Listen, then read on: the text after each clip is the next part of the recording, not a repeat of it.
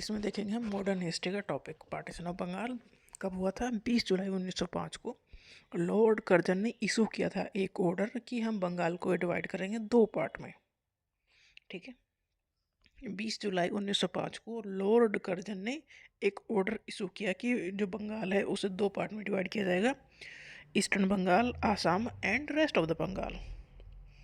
फिर 20 जुलाई के बाद 7 अगस्त 1905 से कलकत्ता में एंटी पार्टीशन एजिटेशन शुरू हो गई। मतलब अब देखो, बंगाल को डिवाइड किया जा रहा था, जो बंगाल में रहने वाले लोग थे वो नहीं चाहते थे कि उसे बांटा जाए, हिस्सों में किया जाए। तो एंटी पार्टीशन एजिटेशन कब शुरू हुई? 7 अगस्त को।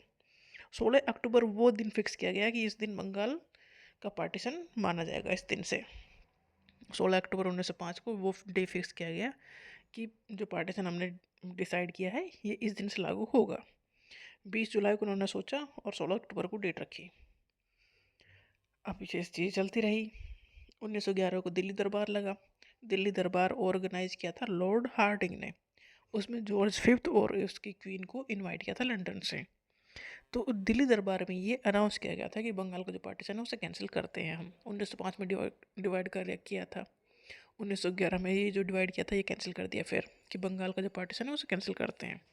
तो ये पूछा जाता है दिल्ली से, सारे क्वेश्चन अच्छे हैं मॉडर्न हिस्ट्री के। तो जो दिल्ली दरबार कब लगा? 1911 में। पार्टीशन ऑफ बंगाल कब किया गया? 1905 में, 20 जुलाई 1905 को। और 16 अक्टूबर वो दिन रखा गया कि इस दिन से यही लागू होगा। दिल्ली दरबार लगा 1911 में। लॉर्ड हार्डिंग ने किसे बुलाया? जॉर्ज फिफ्थ और उसकी क्वीन को। कहाँ? ब्रिटेन से। इस दिन इसमें फाइनल क्या हुआ था? अनाउंस हुआ था कि बंगाल का जो पार्टीशन है उसे कैंसिल करते हैं। तो बंगाल को एक प्रोविंस बना दिया गया, बिहार और उड़ीसा को भी अलग अलग प्रोविंस बना दिया गया।